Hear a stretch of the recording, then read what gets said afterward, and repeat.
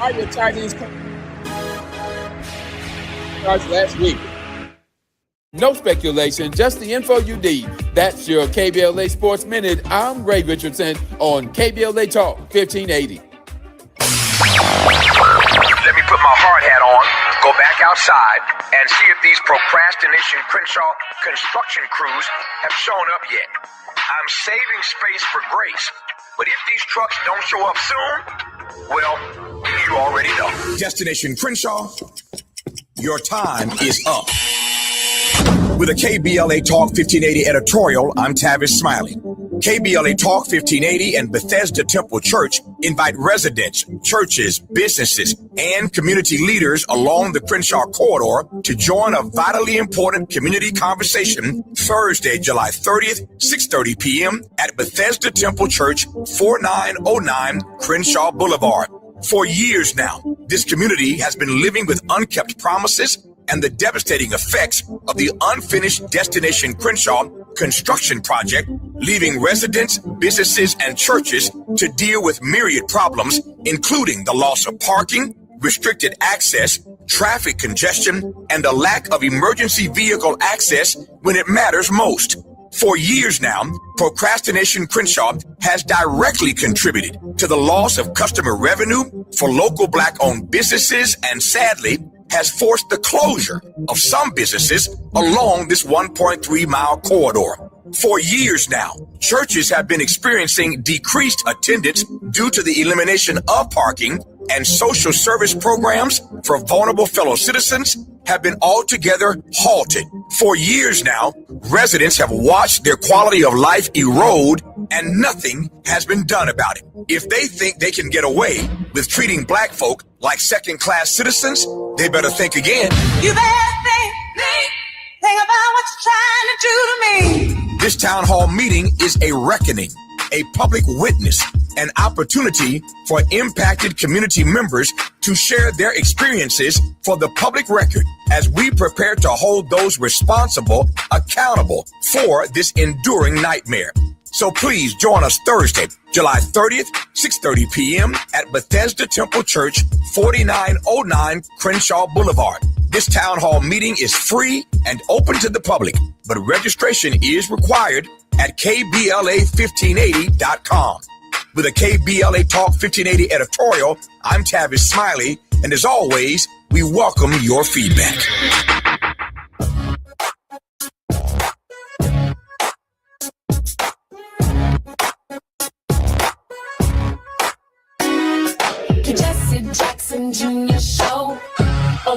The Jesse Jackson Jr. Show. The Jesse Jackson Jr. Show. The Jesse Jackson Jr. Show.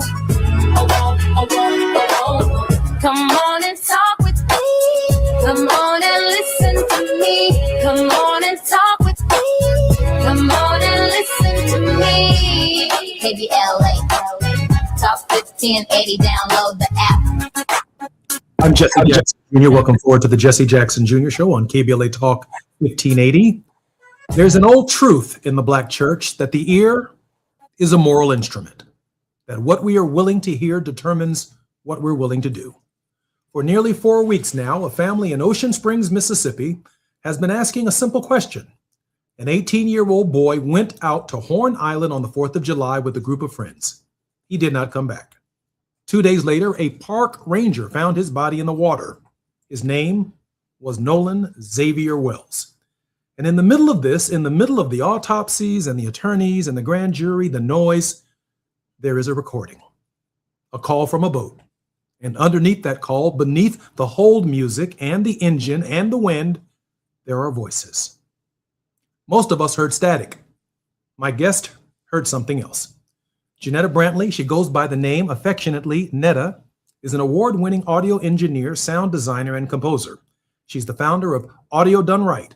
She holds a bachelor's degree in music production and a master's in entertainment business from Full Sail University, and she has spent more than a decade in professional audio.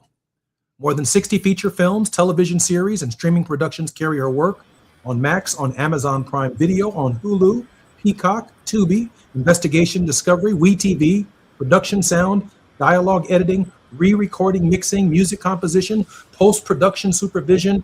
She's done the whole chain. And she teaches. She has built up professional courses in sound design, film scoring, and audio post-production because she believes the next generation of engineers ought to know what she knows. Now understand what that means. This is a woman who spends her professional life pulling a human voice out of a wall of noise so that a story can be told. That is the craft. That is what she does every single day. And when this recording became public, she sat down with it. Not for a network, not for a paycheck. She cleaned it and she put it out. And she did something I want you to take notice of right now, because I've been listening and reading all of you all out there in Cyberland. She did not tell you what to think. She did not hand you a transcript and call it a verdict. She said, here it is, clearer. You listen. That is an act of respect for the family, for the truth, and for you. She joins us in this hour from Houston. Netta Brantley, welcome to the Jesse Jackson Jr. Show. Thank you for having me. Netta, share with us a little bit about yourself and about your background. We have about 2 minutes before we come forward, but we're very interested in who you are, the person. We'll deal with the case after the break. Well, the person, I'm somebody that's always been extremely passionate about music. And then when I went to school for music production, it was at Full Sail where they taught me that it's so much more to music than just what's on the surface. And so at that point, I realized how much I was in love with just sound as a whole. And so at my core, I'm literally a sound nerd. Everything about me and my passion is like driven through music and sound. And so that's why I do it. That's literally why it's my career. And that's like where I thrive in the most. And so, yeah. And I'm also someone that seeks equality. And, I'm just me at my core. On the question of equality, though, you find yourself now over here in this justice space. I'm actually kind of amazed at how the crowd is really participating in doing detective work and how they have managed to put their skill set and literally donate it practically pro bono to the Wells family so that we can excavate the truth. You've done that more than most at this hour. Your thoughts about justice work? It was something that I was passionate about at one time in my life. Because if I could be honest, I don't know how honest I can be on this platform, but I would love to just be completely transparent. Please be completely transparent and completely honest. You're welcome to be on the story. I am someone who has gotten in trouble with the law, and because of how I was treated, this was 20 years ago, because of how I was treated within just the system, the justice system, and I felt like my situation and the outcome of that was unfair. It was always in me to, just my passion for equality and justice has always been there. But because of my run-in, it kind of prevented me from wanting to pursue further, law and things like that. And so at my core, that's also embedded in me. And so I felt like when I hear things, especially when they go viral, if I can help in any capacity, in any way, I'm going to dive in and I'm going to help by any means. I'm Jesse Jackson Jr. Netta Brantley is our very special guest on the Jesse Jackson Jr. Show. She has unearthed something amazing that has turned the course of this conversation, certainly in the court of public opinion. I'm Jesse Jackson Jr. More with Netta Brantley when we come forward. It's afternoon drive time with Jesse Jackson Jr. Only on KBLA Talk 1580. It's game day. Are your moderate to severe Crohn's disease or ulcerative colitis symptoms keeping you from the action? Skyrizi, risankizumab Riza, could help you get back to the game. Skyrizi is proven to help people feel significant symptom relief, achieve remission, and visibly improve damage of the intestinal lining. Skyrizi is a prescription injection medicine for adults. Don't use if allergic to Skyrizi. Serious allergic reactions, increased infections, or lower ability to fight them may occur. Before treatment, get checked for infections and tuberculosis. Tell your doctor about any flu-like symptoms or vaccines. Liver problems leading to hospitalization may occur when treated for Crohn's or ulcerative colitis. Control is everything to me. Ask your doctor about Skyrizi, the #1 prescribed biologic in Crohn's and ulcerative colitis combined. Learn more at skyrizi.com or 1-866-SKYRIZI. This November, you'll decide who leads California. So shouldn't you hear directly from the people asking for your vote? Join us for California Voices, a political town hall and ballot forum, Saturday, October 3rd, 2026. Meet candidates running for governor, lieutenant governor, attorney general, and other major statewide and local offices, including mayor of Los Angeles, city attorney, and LA County sheriff. Get clear, nonpartisan breakdowns of the propositions on your November ballot, both sides, no spin. And ask your questions directly, in real conversation, face to face. California Voices is brought to you by KBLA Talk 1580 and the Empowerment Congress, giving you the information you need before you vote. Mark your calendar, Saturday, October 3rd, 2026, California Voices. Follow KBLA 1580 for details and download the KBLA 1580 app. Your vote, your voice. Be there.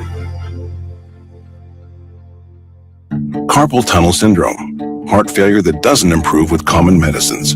These are some signs and symptoms associated with ATTR-CM, or the cardiomyopathy of ATTR amyloidosis, a serious heart condition with symptoms that get worse over time. Amvuttra, vutrisiran, is a prescription medicine given by a healthcare provider that treats ATTR-CM in adults to reduce heart-related death, hospital stays, and urgent visits. In a clinical study, Amvuttra was proven to help people live longer and have fewer heart-related hospital stays and urgent visits over 3 years compared to placebo. Amvuttra lowers the amount of vitamin A in your blood, which can affect vision. Other side effects include pain in the arms or legs, pain in the joints, and shortness of breath. These are not all the possible side effects of Amvuttra. For prescribing information, call 1-833-256-2748 or learn more at amvuttra.com. Ask your doctor about Amvuttra for ATTR-CM. This is KBLA Talk 1580, where everybody is somebody and nobody is a stranger. You belong here. The Jesse Jackson Jr. Show. The Jesse Jackson Jr. Show. The Jesse Jackson Jr. Show.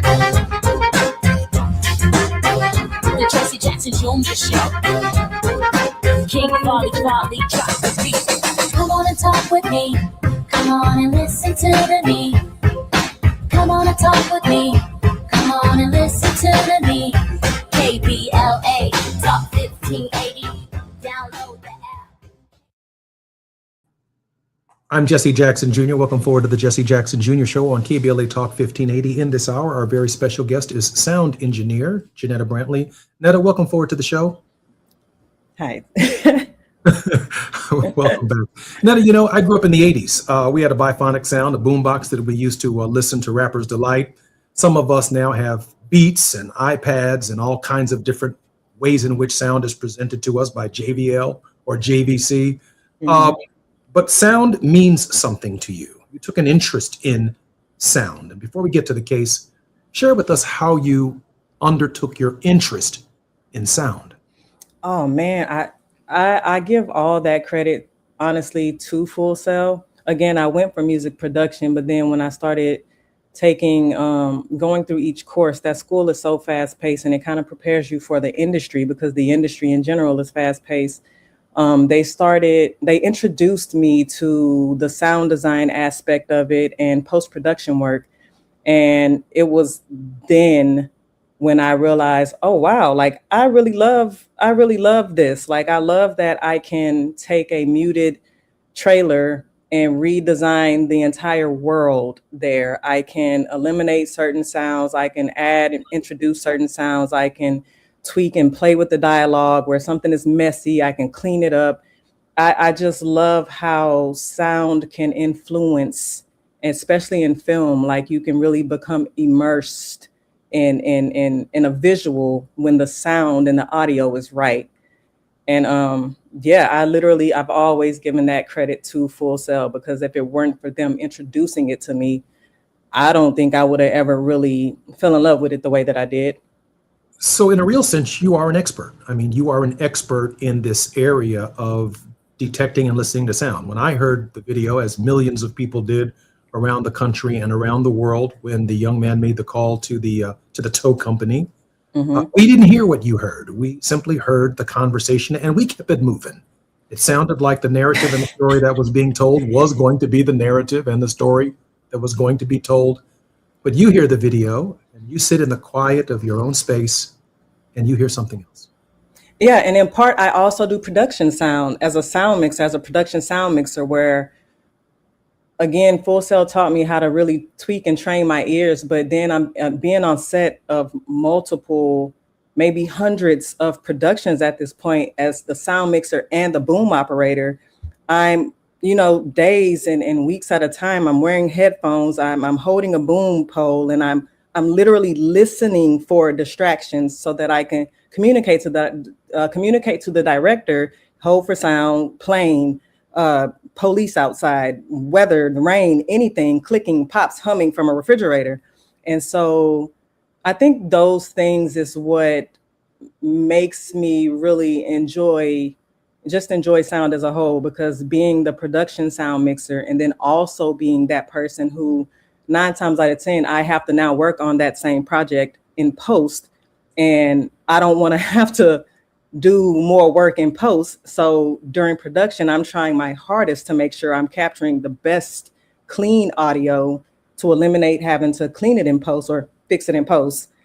That really, like, I really hold that dear. Like, I really take it serious. Now, let me throw this out at you. There are, in my opinion, there are 4 courts that are at play here. The first court is civil court. Let's call that the Ben Crump category. Let him have that one.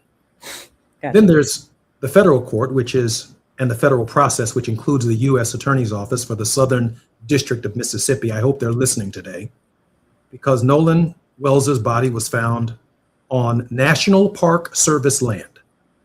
Horn Island is federal territory.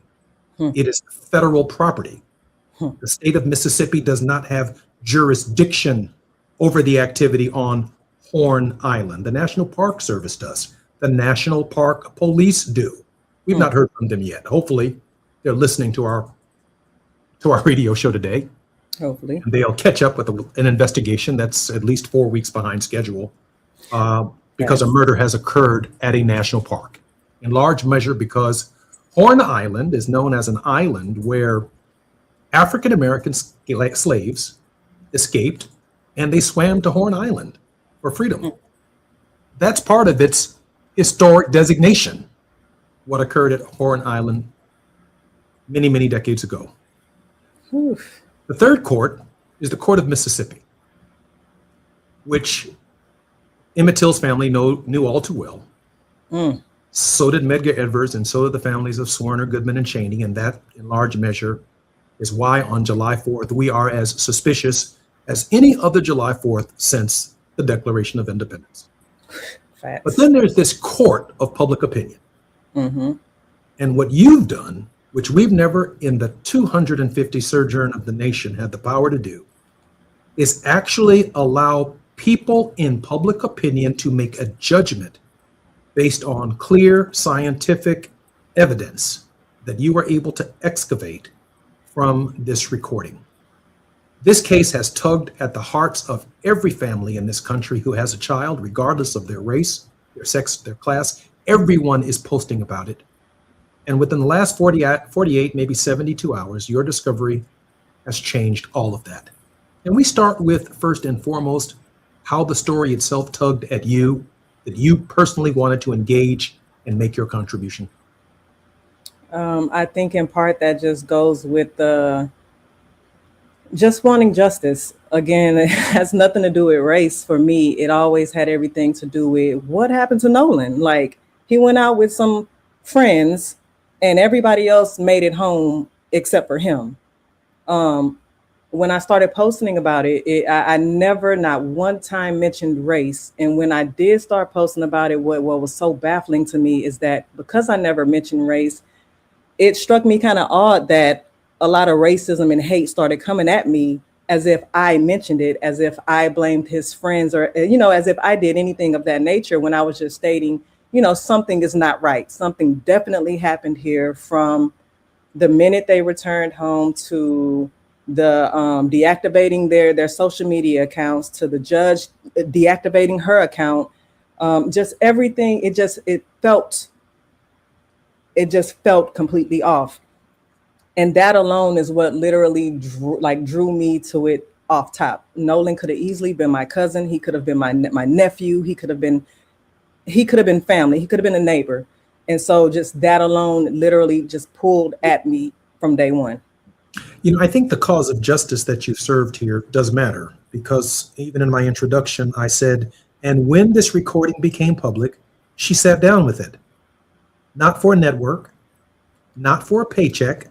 She cleaned it. She put it out. She did something I want everyone to notice. She did not tell us what to think.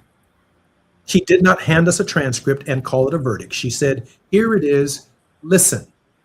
And now there have been other versions that have come out, basically from the same recording. And while they may not completely agree with the interpretation, which many of us have heard from many different angles, there are elements of the recording that are consistent with what you discovered that have compelled them to bring forward their own tapes, really as a form of validation. Right.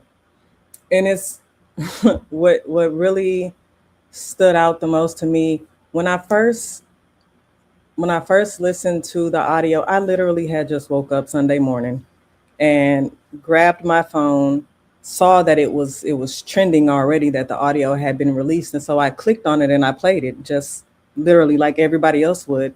And when I played it as it was released. And I heard those things before I even cleaned it. And as I was listening to it, I started wondering, like, okay, I know I'm not hearing what I think I'm hearing. And if that's the case, and this has been released to the public, why isn't anybody doing anything about this? Why hasn't anybody been called in for questioning? Why hasn't anybody been arrested at this point?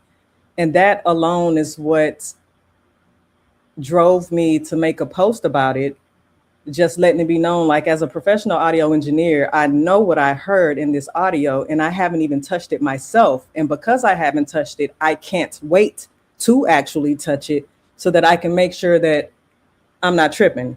And that's literally how that even came about. I want to play the full audio version that you posted, along with your rationale, your explanation, and the fact that you shared a process and your experience with our listeners. And I want to play it because it validates everything that you've said, and you deserve the credit for that. Why don't we run that tape?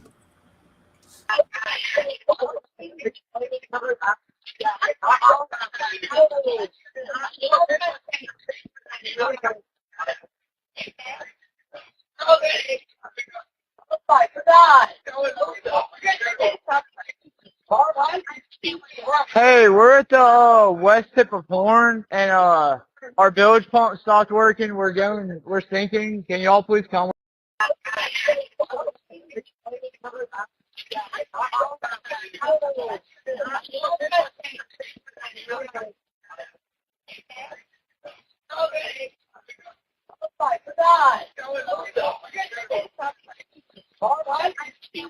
Hey, we're at the west tip of Horn, and our bilge pump stopped working. We're sinking. Can y'all please come? We have a membership.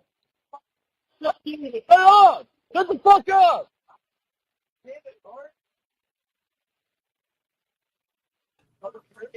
I'm Jesse Jackson Jr. Welcome forward to the Hey. Jesse Jackson Jr. Show. We've been listening to some of the live audio that It's was coming up. first introduced. We're just thinking. I don't know. Like we're going down now.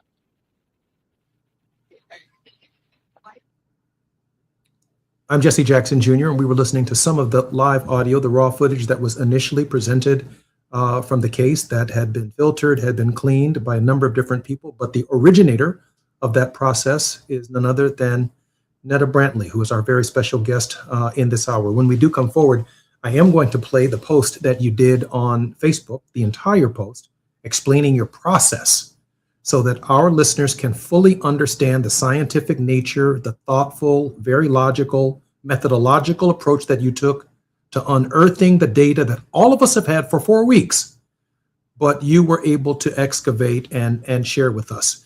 I do want to ask you this question before we come forward. We have about 3 minutes before the break. Do you see this as a turning point in the case, certainly in the case for public opinion? I'm feeling stalled by the Mississippi justice system.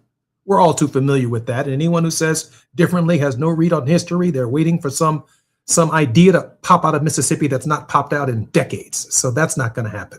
It's only going to be because people like yourself provide the kind of expertise to this case that matters.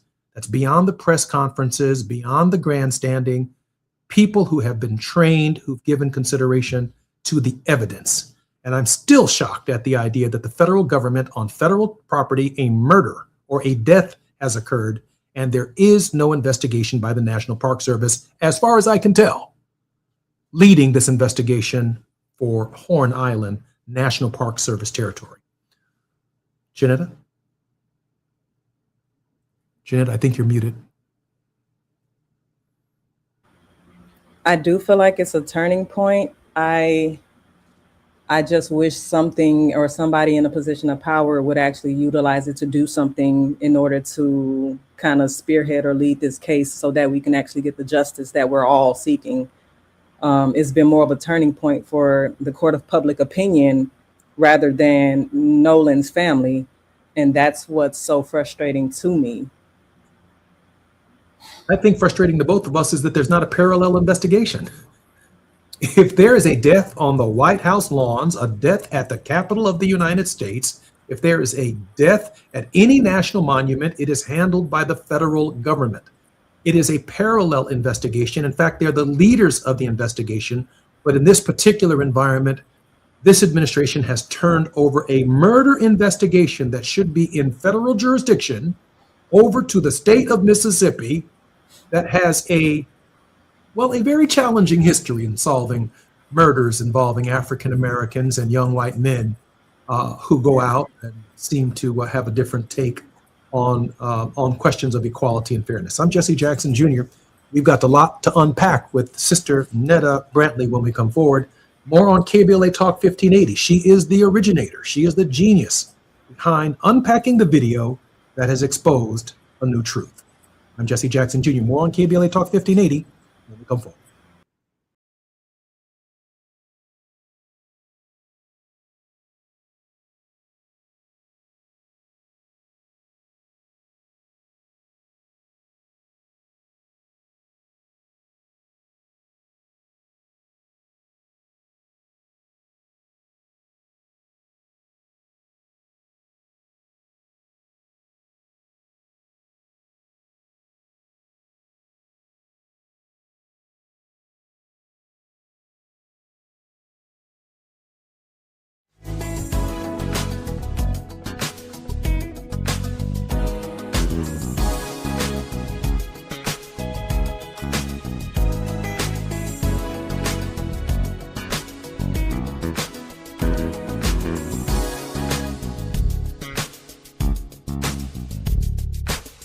whether to seek the death penalty against Black singer David, whose real name is David Burke. A judge ruled there is enough evidence for the murder case to go to trial in the death of 14-year-old Celeste Rivas Hernandez. Get BIN News Now on demand 24/7 on the iHeartRadio app.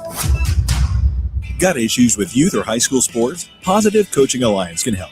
PCA, a national nonprofit, offers more than 1,000 free online resources for youth and high school sports coaches, parents, students, and administrators. Visit PCADevZone.org. This is the KBLA Sports Minute with Ray Richardson.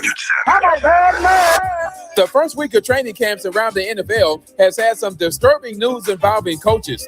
Kansas City Chiefs offensive coordinator Eric Bieniemy, one of the few African-American offensive coordinators in the NFL, is with his wife Mia in a Virginia hospital. Mia Bieniemy is in stable condition after being shot Monday in the couple's home by their 27-year-old son Elijah. The son has been arrested with no bail.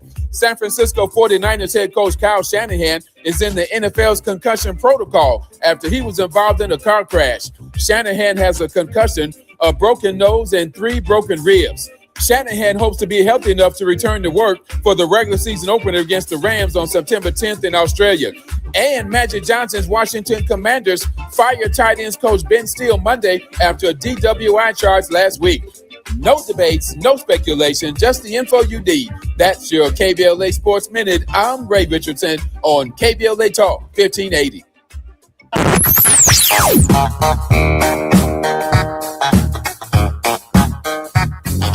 This is KBLA Talk 1580. Talk radio. That's music to your ears. We're unapologetically progressive. KBLA Talk 1580. Number 14. That's where Talkers Magazine ranked Tavis Smiley on their heavy 100 list of the 100 most important talk radio hosts in America. Join Tavis weekdays, 9 a.m. to noon or 9 p.m. to midnight. Only on KBLA Talk 1580. In a world full of noise, one station keeps it real. KBLA Talk 1580, where the conversation goes deeper, the voices sound like yours, and the issues that matter most to our community take center stage. Progressive, powerful, unapologetically us. Whether you're driving through the city or tuning in from your home or office, join the public square. KBLA Talk 1580, your home for talk that enlightens, encourages, and empowers. Listen live on our free KBLA 1580 app, on our website at KBLA1580.com, or on your radio dial at 1580 AM. Unapologetically progressive. You're listening to KBLA Talk 1580. We don't tell you what to think, just what to think about. Let me put my hard hat on, go back outside, and see if these procrastination Crenshaw construction crews have shown up yet. I'm saving space for grace, but if these trucks don't show up soon, well, you already know. Destination Crenshaw, your time is up. With a KBLA Talk 1580 editorial, I'm Tavis Smiley. KBLA Talk 1580 and Bethesda Temple Church invite residents, churches, businesses, and community leaders along the Crenshaw corridor to join a vitally important community conversation Thursday, July 30th, 6:30 p.m. at Bethesda Temple Church, 4909 Crenshaw Boulevard. For years now, this community has been living with unkept promises and the devastating effects of the unfinished Destination Crenshaw construction project, leaving residents, businesses, and churches to deal with myriad problems, including the loss of parking, restricted access, traffic congestion, and a lack of emergency vehicle access when it matters most. For years now, Procrastination Crenshaw has directly contributed to the loss of customer revenue for local Black-owned businesses and, sadly, has forced the closure of some businesses along this 1.3-mile corridor. For years now, churches have been experiencing decreased attendance due to the elimination of parking, and social service programs for vulnerable fellow citizens have been altogether halted. For years now, residents have watched their quality of life erode and nothing has been done about it. If they think they can get away with treating black folk like second-class citizens, they better think again. You better think about what you're trying to do to me. This town hall meeting is a reckoning, a public witness, an opportunity for impacted community members to share their experiences for the public record as we prepare to hold those responsible accountable for this enduring nightmare. So please join us Thursday, July 30th, 6:30 p.m. at Bethesda Temple Church, 4909 Crenshaw Boulevard. This town hall meeting is free and open to the public, but registration is required at KBLA1580.com. With a KBLA Talk 1580 editorial, I'm Tavis Smiley, and as always, we welcome your feedback. As we go a little something like this. Hey, it is me, D.L. Huger, and I am thrilled to be heard weekdays in my hometown on KBLA Talk 1580. So check out the D.L. Huger Afternoon Show weekdays from 2 to 4 p.m. exclusively on KBLA Talk 1580. We got a whole lot to talk about, let me tell you. You're listening to Jesse Jackson Jr. on KBLA Talk 1580. The Jesse Jackson Jr. Show. The Jesse Jackson Jr. Show. The Jesse Jackson Jr. Show. King Quality drop the beat. Come on and talk with me. Come on and listen to me. Come on and talk with me. Come on and listen to me. KBLA Talk 1580. I'm Jesse Jackson Jr. Welcome forward to the Jesse Jackson Jr. Show on KBLA Talk 1580. Our very special guest in this hour is Janetta Brantley. She goes by the name affectionately Netta, is an award-winning audio engineer, sound designer, and composer. She's the founder of Audio Done Right. She holds a bachelor's degree in music production and a master's in entertainment business from Full Sail University, and she spent more than a decade in professional audio management and direction. Netta, welcome forward to the Jesse Jackson Jr. Show. That's me. Thanks for having me. When I first reached out to Netta and she agreed to do our show yesterday, and just before the program, she said that she's getting literally hundreds, maybe many hundreds of invitations to take this subject matter to podcasts and to platforms. And then she stumbled upon my text message inviting her to our show. And she paid my father and my family indirectly the highest possible compliment. She said, "That's a name that I know, and that's someone that I trust." And so I handle her with the full respect that my father would have handled you if you were on his nationally broadcast radio show, because you've earned that. Netta, once again, welcome forward to the show. Thank you. Netta, I saw your text message, your Facebook post, where you described, and it's been viewed hundreds of thousands of times, the process by which you went through to excavate, if you will, these voices. Can you, without me having to play that tape because I have you live, can you share with us what that process was? Absolutely. So I basically pulled in the same exact audio that was released to everybody. I think it was WLOX or something like that, but it said MDMR releases the Nolan Wells audio or something like that. So I ripped that from YouTube and extracted the audio only, pulled that into Logic Pro X, which is a Apple-owned digital audio workstation. With that audio, I was noticing that the WAV file kind of was not even kind of, but the WAV file was somewhat split to left and right. So when I listened to it originally, I heard the music and the dispatcher Vicky coming from the left channel, and I heard the caller and the background noise coming from the right. And so I was like, oh, okay, so it kind of made it easier for me to further split that, mute, one channel and then focus in on everything else. So once I split that, I saved the raw copy, made a duplicate, then I made a left channel, and then I made a right channel, and then I made another duplicate just to keep and maintain the original audio. Once I soloed just the right channel, which was the caller in the background, not Vicky the C-Toe dispatch, but just the students, the college students, what have you, on the boat.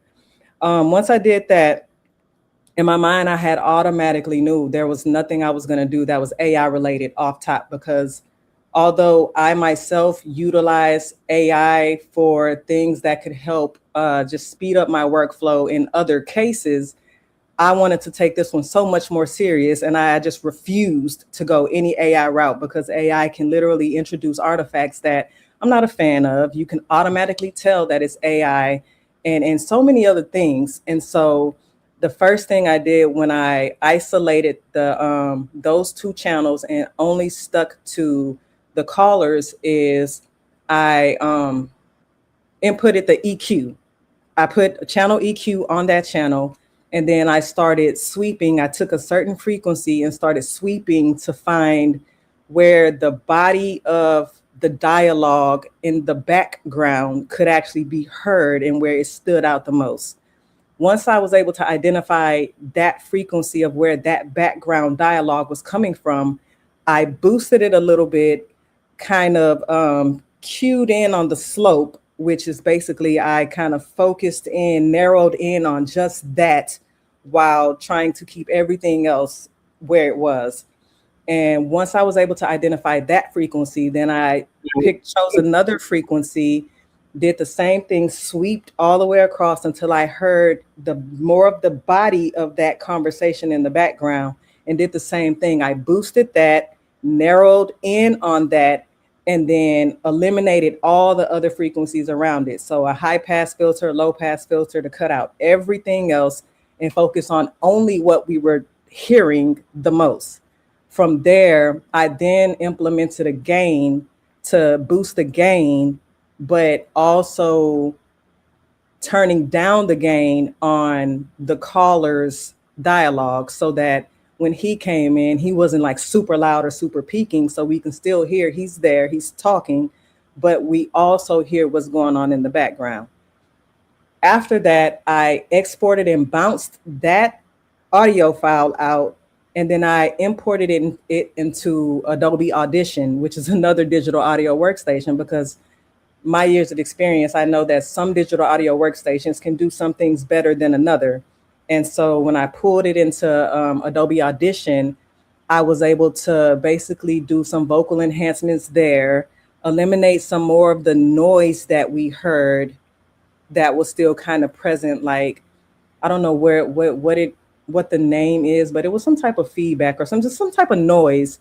I eliminated that in Audition and then exported it back out, sent it back to Logic, did like a light compression, and that was it. I did nothing more than that. Netta, you laid out a perfect path for whomever is in the engineering sound business to be able to follow your path. And immediately after you had, if you will, a file, you're a human being like all of us are. You were alone with information that no one on earth had at that moment. I've read somewhere that you played it dozens and dozens and dozens of times, and then you had to step away from it. Mm-hmm. Share with us what you felt like in that moment.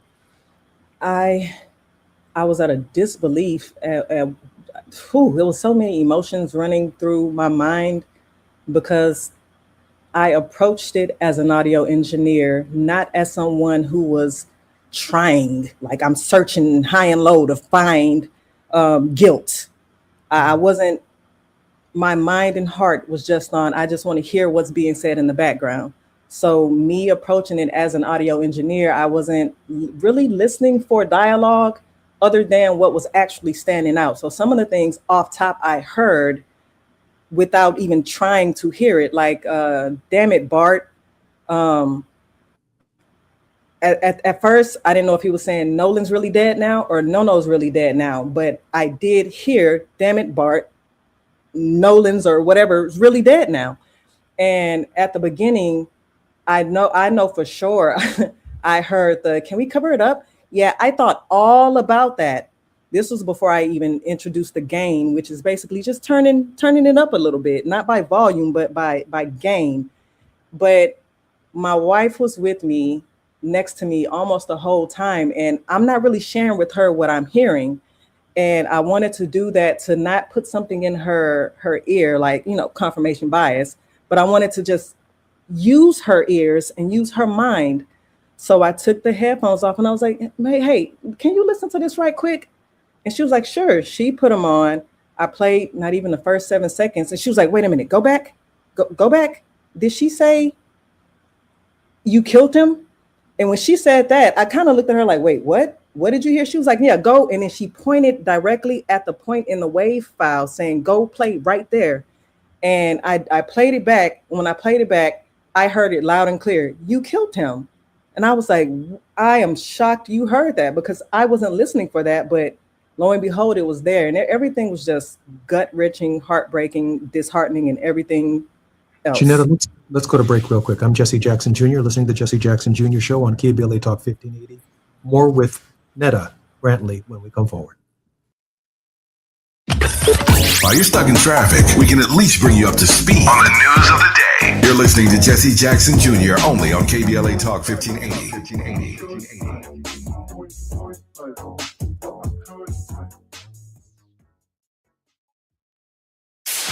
KBLA Talk 1580. We've got a lot to talk about. KBLA Talk 1580, connecting you with services and solutions. 10 Toes In serves as a mentorship and domestic violence prevention program. They support, educate, and empower couples during and after incarceration. They assist male returning citizens to re-enter society successfully and to help them maintain a healthy relationship with their romantic partner. They offer a mentorship support group for formerly incarcerated men. 10 Toes In teaches its Intimate Relationships 101 curriculum at male prisons throughout the state of California. They host sister support group meetings for women who are intimately involved with incarcerated and formerly incarcerated men. 10 Toes In is a 501c3 nonprofit organization. To access their services or make a donation, please visit them online at 10toesin.org or find them on Facebook or Instagram. They are healing lives through relationships. This is a community call to action from KBLA Talk 1580. My mom has decided to learn to paint, and she's good. My dad's now into creative cuisine, and I've already put on 6 pounds. Learning new things comes with age. My mom, she started forgetting my name and what we're talking about. Forgetting well-known things doesn't. Memory loss may be a sign of Alzheimer's disease. Early detection gives you and your loved one time to plan for the future. Learn the warning signs of Alzheimer's at 10signs.org. Brought to you by the Alzheimer's Association and the Ad Council. You know that Big Bargain detergent jug is 80% water, right? It doesn't clean as well. 80% water? I thought I was getting a better deal because it's so big. If you want a better clean, Tide Pods are only 12% water. The rest is pure, concentrated cleaning ingredients. Oh, let me make an announcement. Attention shoppers, if you want a real deal, try Tide Pods. Stop paying for watered-down detergents. Pay for clean. If it's got to be clean, it's got to be Tide Pods. Water content based on the leading bargain liquid detergent. Now back to more of Jesse Jackson Jr. on KBLA Talk 1580. The Jesse Jackson Jr. Show. The Jesse Jackson Jr. Show. The Jesse Jackson Jr. Show. The Jesse Jackson Jr. Show. King Wally drops the beat. Come on and talk with me. Come on and listen to the me. Come on and talk with me. Come on and listen to the me. KBLA Talk 1580. Download the app. Your show, Janetta Brantley, award-winning audio engineer, sound designer, and composer. Founder of Audio Done Right. She holds a bachelor's degree in music production, a master's in entertainment business from Full Sail University, and she spent more than a decade in professional audio. Netta, welcome forward to the Jesse Jackson Jr. Show. Happy to be here. Netta, let me ask you another question, but before I do that, please finish the thought you had just before we went to the break. You were making a point, a description of what was taking place. It was just the reality and the realization of what I was hearing. I was floored, flabbergasted. I can't even think of the right emotion to put to, I can't believe I just heard what I heard. One, my heart instantly broke all over again for the Wells family too. And I cannot believe, of all things, first and foremost, why hasn't no one been arrested? 3, because a lot of that stuff, again, I heard before I even touched the audio. I heard this in the same audio that was released to the world. The only thing I did not hear loud and clear was the, can we cover it up? Yeah, I thought all about that from 2 females. And at the end, the damn it, Bart, which I did hear the damn it, Bart, before I cleaned it. I just didn't hear what he said after that, which was, Nolan's really dead now. My heart sank. Netta, let me probe for a moment if I can, because I see that you're having an emotional moment, and I understand that. You heard things that we did not hear. What else did you hear? And I guess I'm speaking to the question of insight. For example, we heard initially the audio between the gentleman on the boat talking with the tow company. We didn't hear the number of people on the boat. You might have heard that after you separated the voices. How many people were on the boat, Netta? From what I remember hearing, which was Will, Warren, Wyatt, Bart, Nolan, of course, because they screamed his name. It was so loud and clear. They screamed his name, and 2 female voices. So I indeed did hear, just based off of that, 7 people, in which he actually did say to Vicky, the CETO dispatcher, 7 people. And then he followed up and counted.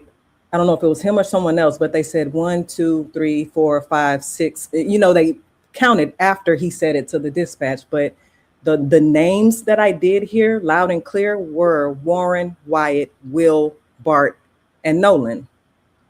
I did hear 2 separate females' voices as well. So when the tape was first released, all we heard was the individual on the boat calling for a tow. And so that's the narrative that we've had, that the boat was leaking, that some guys went back and others didn't. But your audio dissection, if you will, excavation of the conversation has more people on the boat than the popular narrative. Correct. Definitely. I'm struck in this moment. I'm struck in this moment in part because before law enforcement, by the way, have you been contacted by law enforcement? No, I have not. Has anyone's counsel reached out to you for an opinion, for a copy of your work and your process for determining that conversation? No, they have not. Have any authorities in the state of Mississippi reached out to you regarding these matters? No, they have not. So, how about on the civil side? Have you heard from Ben Crump or Reverend Sharpton or anyone as they make their civil case? Nope. Now, I'm going to make that connection for you. But we're certainly grateful that you're here at KBLA Talk 1580 with us.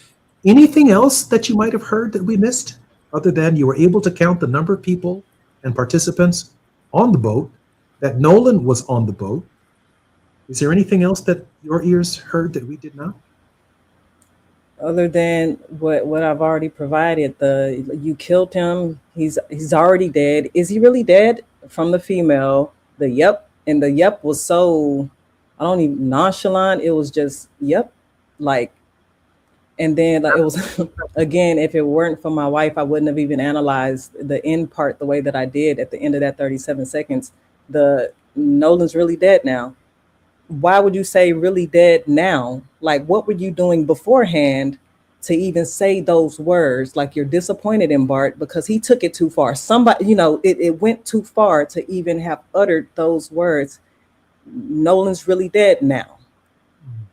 That was all just way too much for me. Hence the reason why the first time I only released the first 37 seconds, because I was like, yeah, no, I need a break from this. Let me just release what I said I was going to release and then worry about the rest tomorrow. Was my process. We understand your sentiments and your feelings. Maybe a final question. Was it a male or a female voice who said, can we cover it up? It was a female voice. It was a female voice that inquired about the idea of a conspiracy. Yes. which is an inchoate crime, which means you don't have to necessarily participate in the crime itself, or a murder or manslaughter or whatever ultimately is charged based upon the evidence. You heard a female voice recommend the idea of a cover-up. And followed by another female voice saying, yeah, I thought all about that. Two and females. you can distinguish two different females making that, having that Yes. conversation. So both are in the Yes. conspiracy. Yes. Yes, I thought all about that. So there's someone who gave thought to the idea of covering it up before the question was asked by another female. So this female who says, yeah, I gave thought about that, is not just an ancillary player to this conversation. They are engaged with serious scienter or knowledge of what's taking place. This is hard for me. It's hard for the country. I hope you come back. And if you feel free, anytime you want to come back to KBLA Talk 1580 and talk with us about these issues, even if you just want to come and vent. And if people are putting pressure on you, send them our way. We'll take the pressure off of you because we're going to stand with you through this very important process. I've asked all of our listeners historically on our show to take the last 2 or 3 minutes and to offer us a word of hope. And I can only imagine that a word of hope from you, Netta, at this hour comes from a very deep and a very special place. Will you offer us a word of hope in 2.5 minutes? I do. It's even hard to even say it because it's always the latter, but I genuinely hope justice is served. Like, I hope the family don't give up in their search. I want the same thing that they want and the same thing that millions of others want, and that's justice. I want everybody to remain strong. I want everybody to not allow the cyberbullying and the keyboard warriors that think we're going to back down. I want everybody to stand 10 toes down behind each other because as a community, we are all we got. Netta, I'm so proud of you. Our country's proud of you. Justice seekers are proud of you. And while this may be a difficult moment for all of us in our country, you've done a tremendous service to the nation's justice system, to the idea of justice. You've honored the ancestors. You've honored not only those of us who've struggled with racial hatred and discrimination, but in this moment, while we quote and think about Emmett Till and we think about Medgar Evers, Swerner Goodman and Cheney, 2 Jews and a Black, killed under circumstances still unexplainable in Mississippi. 2 Jews and a Black, 2 white guys and a Black, died together in a hole in Mississippi. And so when I reflect upon the men and the women, regardless of their race, their sex, or class, you find them in the exact same place with you. I've seen white guys and white women and conservatives and liberals all coming together asking for justice for Nolan. We are grateful to you as a station. We're grateful to you as a country for setting us on this path. I'm Jesse Jackson Jr. Our very special guest has been Janetta Brantley. She is the audio engineer, award-winning sound designer and composer, and the founder of Audio Done Right. She's been our very special guest for the last hour. We wish her well, and we wish your lovely spouse well as well. Thank you, and God bless you. I'm Jesse Jackson Jr. You've been listening to the Jesse Jackson Jr. Show. When we come forward, Barbara Arnwine will be on the grind with Barbara. I'm going to opine about some of what we just heard when we come forward. I hope you'll stick with us. More on KBLA Talk 1580 in just a moment. KBLA 1580 Santa Monica. I'm Amber Payton with BIN News Now. President Trump is facing criticism over his order to place warning signs outside the Smithsonian's National Museum of American History. A history teacher says history doesn't need a warning label and has been protesting outside the museum. We're a great country. We're good and we're ugly too. And if Americans know that story, they'll be comfortable. Black House Minority Leader Hakeem Jeffries says Democrats are exploring legal options to challenge the order. Ohio Governor Mike DeWine says the planned deportation of Haitian migrants is a mistake, warning it could hurt the state's economy and put lives at risk. More than 300,000 Haitians are set to lose temporary protected status after a Supreme Court ruling cleared the way for deportations. And prosecutors are expected to decide this week whether to seek the death penalty against Black singer David, whose real name is David Burke. A judge ruled there is enough evidence for the murder case to go to trial in the death of 14-year-old Celeste Rivas Hernandez. Get BIN News Now on demand 24/7 on the iHeartRadio app. Got issues with youth or high school sports? Positive Coaching Alliance can help. PCA, a national nonprofit, offers more than 1,000 free online resources for youth and high school sports coaches, parents, students, and administrators. Visit PCADevZone.org. This is the KBLA Sports Minute with Ray Richardson. The first week of training camps around the NFL has had some disturbing news involving coaches. Kansas City Chiefs offensive coordinator Eric Bieniemy, one of the few African-American offensive coordinators in the NFL, is with his wife Mia in a Virginia hospital. Mia Bieniemy is in stable condition after being shot Monday in the couple's home by their 27-year-old son Elijah. The son has been arrested with no bail. San Francisco 49ers head coach Kyle Shanahan is in the NFL's concussion protocol after he was involved in a car crash. Shanahan has a concussion, a broken nose, and 3 broken ribs. Shanahan hopes to be healthy enough to return to work for the regular season opener against the Rams on September 10th in Australia. And Magic Johnson's Washington Commanders fired tight ends coach Ben Steele Monday after a DWI charge last week. No debates, no speculation, just the info you need. That's your KBLA Sports Minute. I'm Ray Richardson on KBLA Talk 1580. Let me put my hard hat on, go back outside, and see if these procrastination Crenshaw construction crews have shown up yet. I'm saving space for grace, but if these trucks don't show up soon, well, you already know. Destination Crenshaw, your time is up. With a KBLA Talk 1580 editorial, I'm Tavis Smiley. KBLA Talk 1580 and Bethesda Temple Church invite residents, churches, businesses, and community leaders along the Crenshaw corridor to join a vitally important community conversation Thursday, July 30th, 6:30 p.m. at Bethesda Temple Church, 4909 Crenshaw Boulevard. For years now, this community has been living with unkept promises and the devastating effects of the unfinished Destination Crenshaw construction project, leaving residents, businesses, and churches to deal with myriad problems, including the loss of parking, restricted access, traffic congestion, and the lack of emergency vehicle access when it matters most.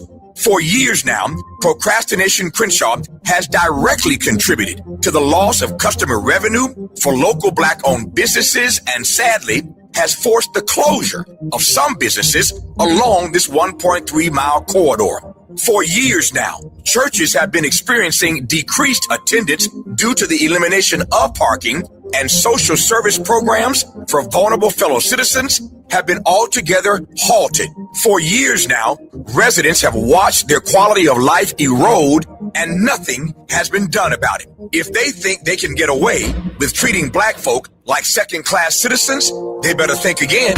You better think about what you're trying to do to me. This town hall meeting is a reckoning, a public witness, an opportunity for impacted community members to share their experiences for the public record as we prepare to hold those responsible accountable for this enduring nightmare. So please join us Thursday, July 30th, 6:30 p.m. at Bethesda Temple Church, 4909 Crenshaw Boulevard. This town hall meeting is free and open to the public, but registration is required at KBLA1580.com.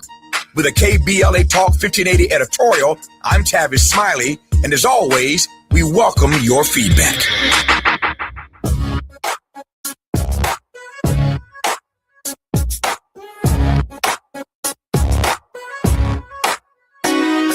The Jesse Jackson Jr. Show.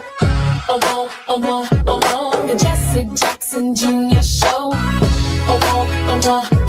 The Jesse Jackson Jr. Show. The Jesse Jackson Jr. Show. Come on and talk with me. Come on and listen to me. Come on and talk with me. Come on and listen to me. KBLA Talk 1580. Download the app. I'm Jesse Jackson Jr. Welcome forward to the Jesse Jackson Jr. Show. Justice delayed is justice denied. When Martin Luther King Jr. wrote from the Birmingham jail in April of 1963, borrowed a line from a distinguished jurist to answer the white clergymen who had counseled patience. Justice too long delayed is justice denied. He was writing to men who believed that waiting was a neutral act. He knew better. He understood that delay is not the absence of a verdict.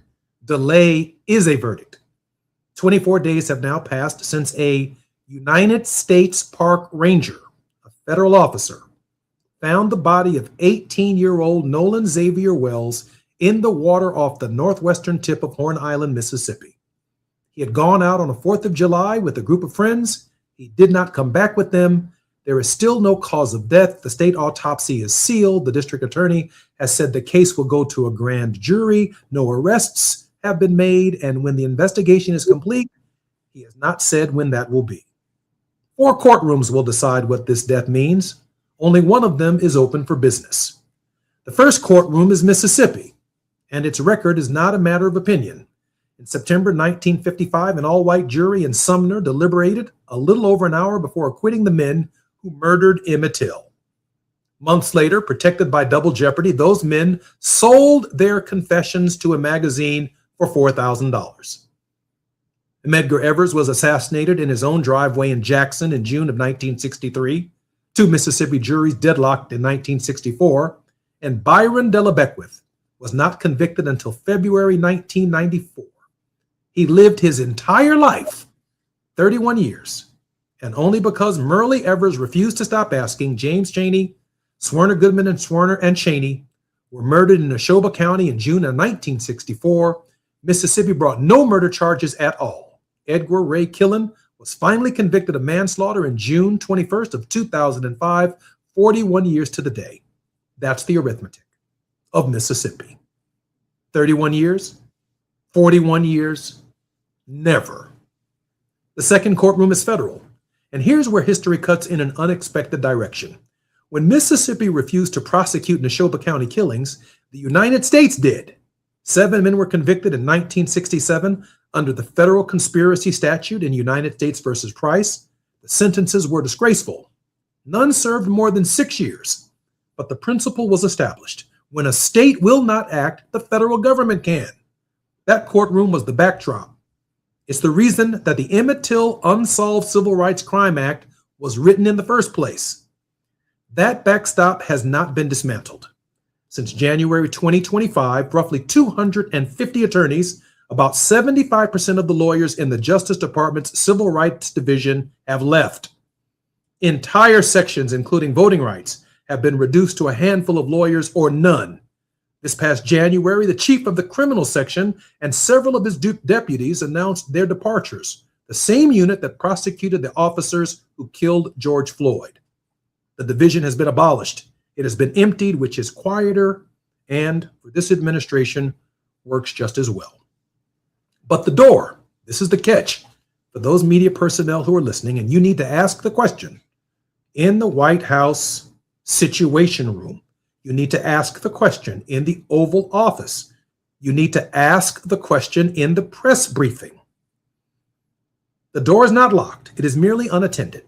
Horn Island is not Mississippi land. It's owned and managed by the National Park Service, congressionally designated wilderness within the Gulf Islands National Seashore. Nolan Wells died on federal property and was found by a federal ranger. Jurisdiction over a death on a federal enclave does not run through the Civil Rights Division. It runs through the United States Attorney's Office for the Southern District of Mississippi and through the FBI, which has already assisted the county. Someone should be asking those offices what they intend to do. There is a further, harder truth about that island.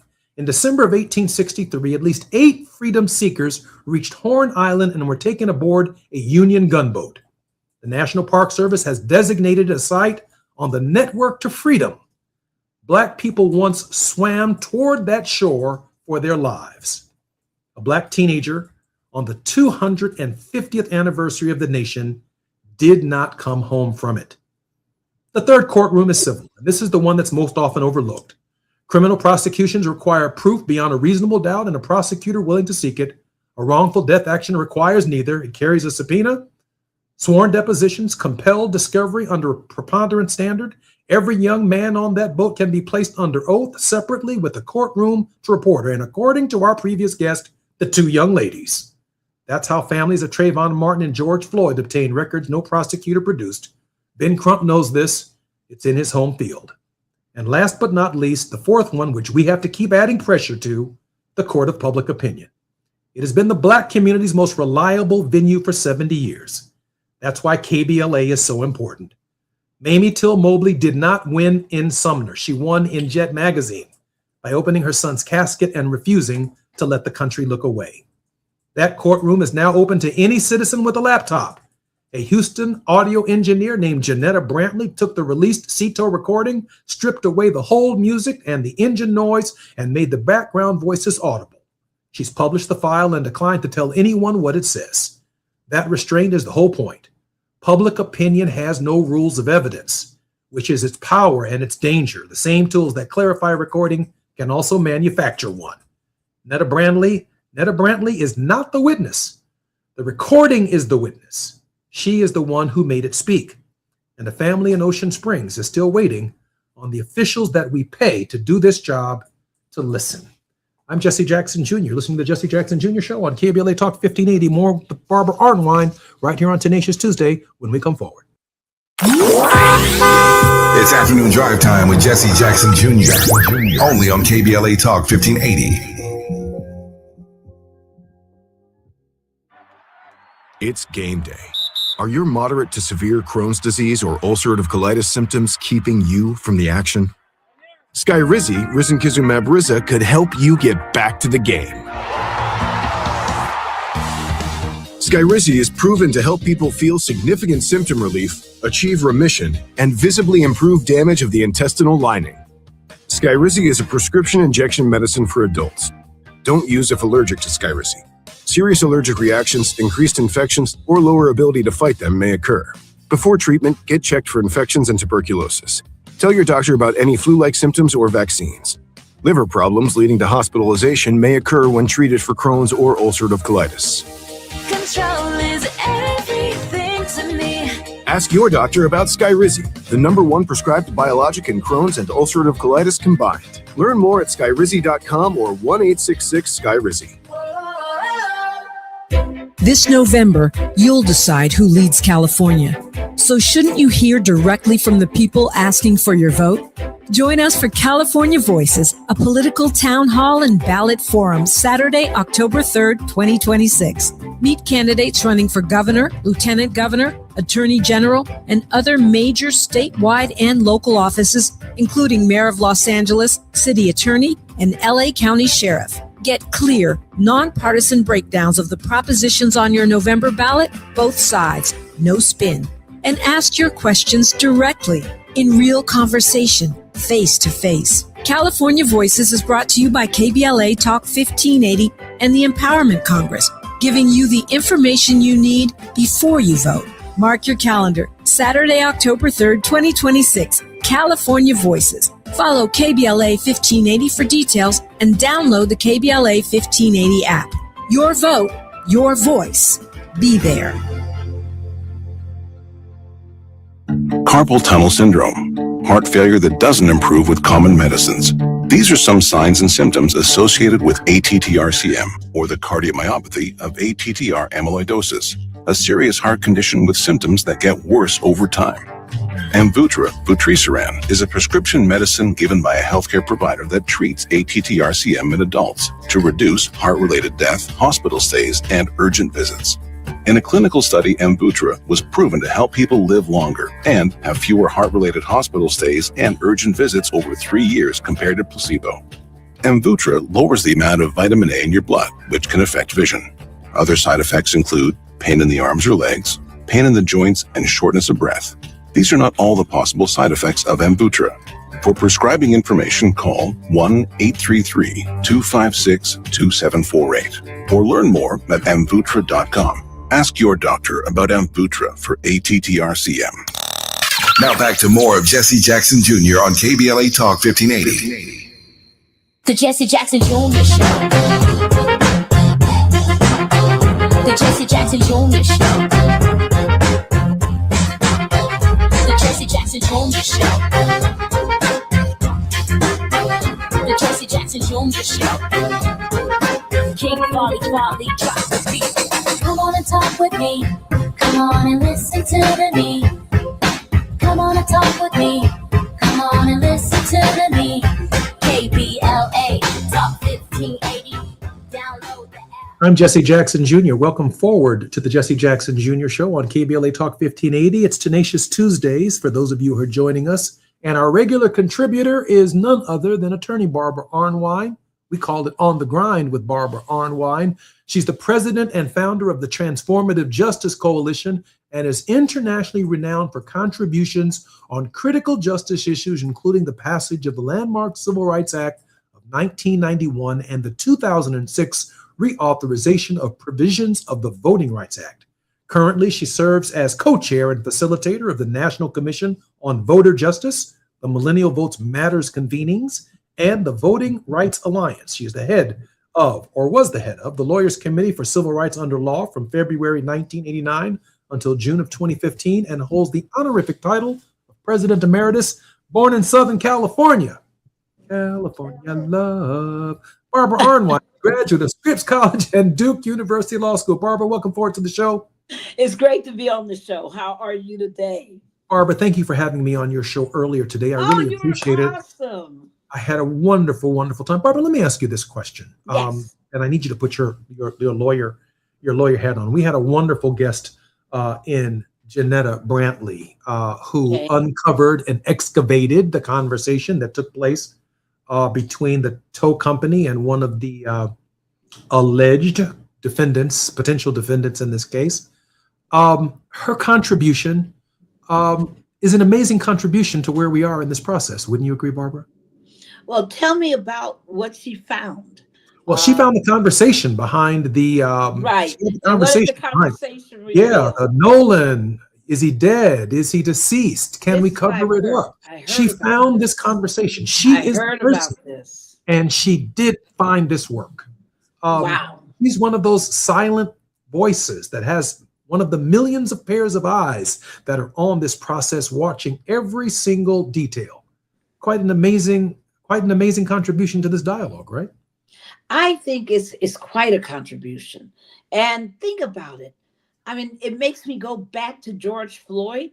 Remember that young sister who took the video? And without that video, there would have been no real evidence that they killed him, that they, crushed his neck, by putting that knee on the neck. And remember, she took it, even though she was not a journalist, even though she didn't know George Floyd, she just saw something horrendous and took the time to be a recorder, a witness. And her witness changed history. And I just, it sounds like, here we go again. A Black woman taking her initiative, saying, I can do this. I can get to the bottom of what this tape actually says. And doing that, just taking her creativity and putting herself in jeopardy. Because the sister who did the George Floyd, she didn't get laurels for it. She got questioned. She got, treated badly. Even when I saw Ben Crump yesterday, he was really still reeling from all of this evil, accusations and threats that he's under. Folks, it takes an act of courage to step forward, to be creative, to actually do hard work, and to put your name out there with it. I just, want to thank her. I want to let her know that she's not alone. Because there will be moments when she will feel like that, and let her know that we're here for her. Amen. And we got her all the way through this, right? Mm-hmm. Barbara, there's a couple of quick questions that I have for you that came out of that interview, and then I know we'll move on to other subjects. She heard something that none of us heard a month ago when the video was released. I mean, she could hear a different conversation. I asked her specifically on the program, what else could you hear that we couldn't hear. And she said, there are 7 people on that boat. She's able to determine the voices, including 2 female, and the other 5 individuals who are on the boat. And that says a whole lot about the science. It says a lot about what it is that she can see that we cannot see. Yes. Because she's a sound engineer. I mean, when the video first came out, I heard the phone call about the tow company. I even went for the narrative that the boat's sinking. Of course, ultimately, they did not need a tow. Ultimately, it may not even been the boat that they were on. But what is crystal clear is that what she was able to discern while the call was on hold, the tow company was still recording. Yes. And so when the young man began speaking, there was a conversation that was taking place that was inaudible. And using her scientific techniques and processes, she was able to bring forward a conversation that, but for her, we might not have an evidence at all, certainly in the public court of opinion. You know, it happens repeatedly.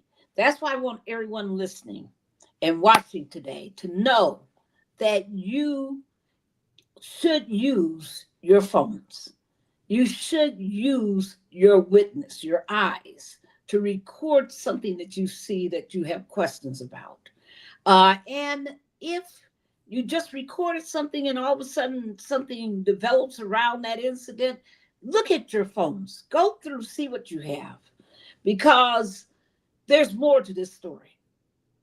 And there's more evidence out there that we don't have because people have not brought it forward. They're scared. You know, when you and I were listening to on my show, you heard what Jaribu said about Ocean Springs. MAGA territory. Threats. Black bodies. Black folks killed throughout the years and unaccounted for. Folks, we got to understand what's going on here. But there's more.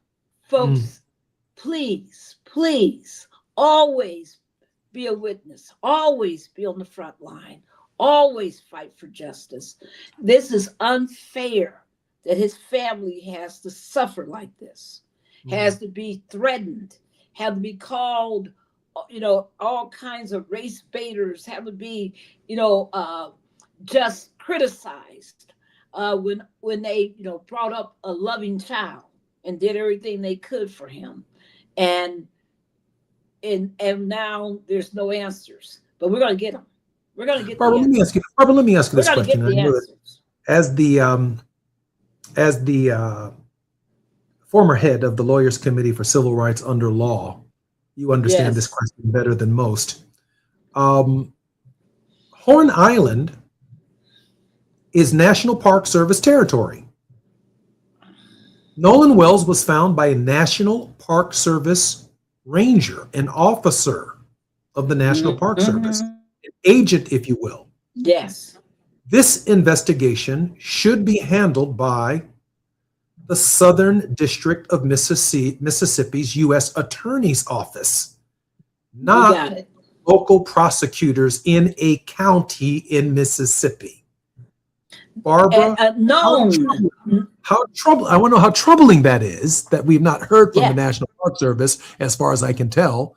And given that it comes from the U.S. Attorney's Office, and given the president's relationship with the Department of Justice when it comes to his political friends and how he avoids cases and then charges and challenges Comey and others, using the Department of Justice. It seems to me that the White House press corps, in light of this event having taken place on federal territory, that the President of the United States, given his control over the Department of Justice, that he is not at liberty to avoid a question over the status of a federal investigation into the death of Nolan Wells. And it's very telling, right?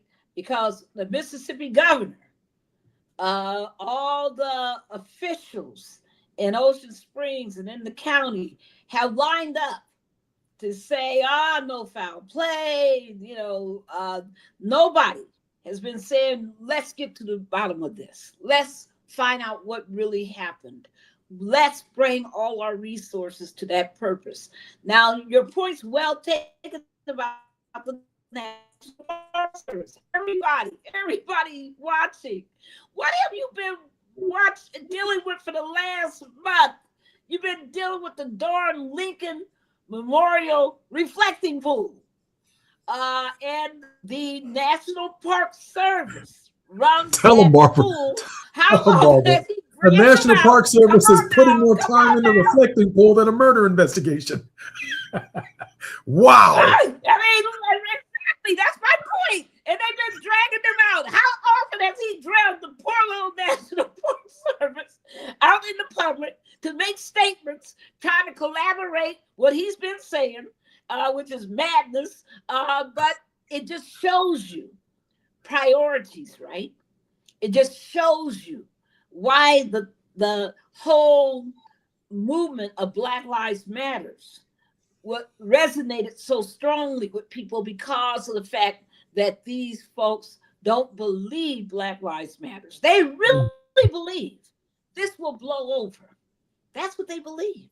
They give it time to blow over. Black folks won't pay attention after a while. They'll be off to some other cause, some other issue, some other incident.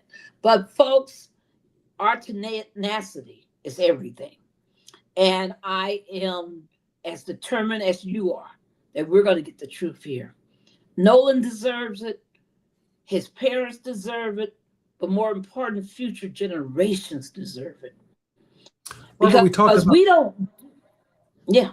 I'm sorry. We talked about the irony of the July 4th celebration that Nolan Wells lost his life on July 4th. Yes. It's the same July 4th that an image emerged out of Washington, D.C. of the Patriots Front on a metro train with an African-American woman feeling quite uncomfortable. That's an understatement. That the spirit energy of the behavior. I'm not even, well, no, I'm not going to not say that because we'll let the facts play out where they may. But I think everyone knows exactly what the spirit energy was probably at Horn Island under those circumstances. But I'm not going to tilt the scale in favor of my thinking. But I do want to say this.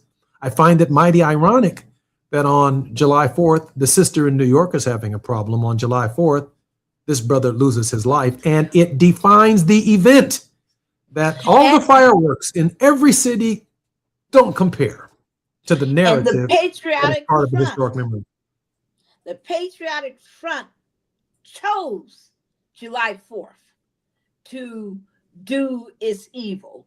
Folks, you know, when you look back on the Mother Emanuel massacre, where Dylan Roth killed killed 9 church leaders during a prayer service. Folks, one thing people don't understand is they know our history. It turns out that attack correlated totally to the Denmark Vesey, insurrection.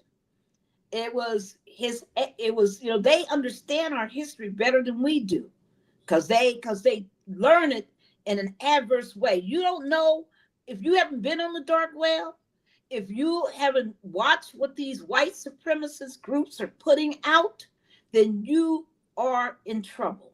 Because part of our ability to protect ourselves is knowing what era we're in. And we're in a dangerous era of white supremacist hate. It's growing, it's not subsiding, and we've got a president who emboldens these people. I'm Jesse Jackson Jr., listening to the Jesse Jackson Jr. Show on KBLA Talk 1580. We're on the grind with Barbara Arnwine. More with KBLA when we come forward. It's afternoon drive time with Jesse Jackson Jr. Only on KBLA Talk 1580.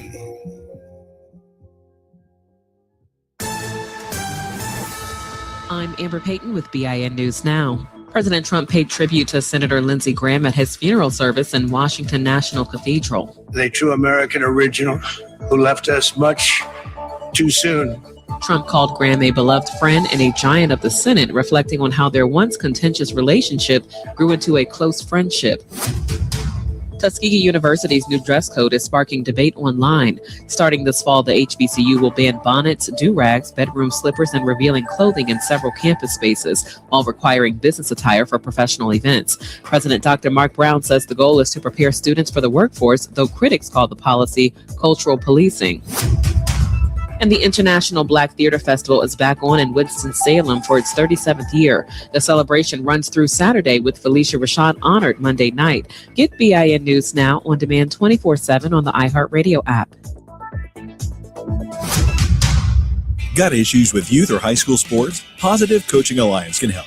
PCA, a national nonprofit, offers more than 1,000 free online resources for youth and high school sports coaches, parents, students, and administrators. Visit PCADevZone.org.